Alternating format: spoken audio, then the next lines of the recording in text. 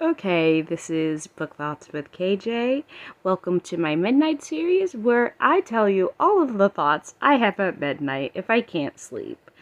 But, anyways, back to my whole entire thing about why horror seems to. I just wanted to explore why horror kind of like fascinates my mind, and probably some of you guys can resonate with that idea of connecting with horror.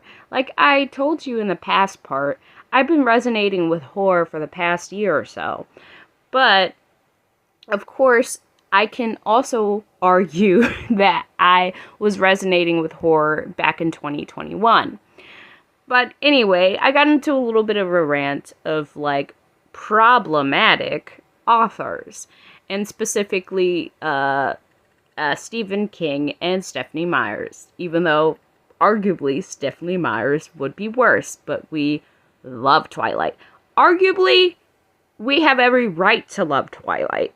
I'm not saying we shouldn't like Twilight, but we have every right to like Twilight. I mean, we have every right to like Twilight, but also it be just as quote unquote problematic as Stephen King's books or whatever.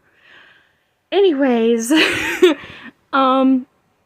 but I think that I was listening to something and reading something a while ago about why horror kind of sucks people in, and specifically sucks minorities and women in. We tend to be the demographic that tends to align themselves more towards true crime, align themselves more towards just horror-based stuff. And it's just because of our experiences. And horror has always kind of been the genre that, of course, back when it was made by, I think it was like a 19-year-old girl who wrote Frankenstein, right? Don't quote me on that. I might be wrong. But it's the idea that horror has always been used to write about the outcast experience, write about the minority experience. Of course, white men can participate in this because, again, just because you're a white man doesn't mean that you don't have, a minority experience in certain areas. But I really, think that might be why women kind of crave horror. We kind of crave, true crime.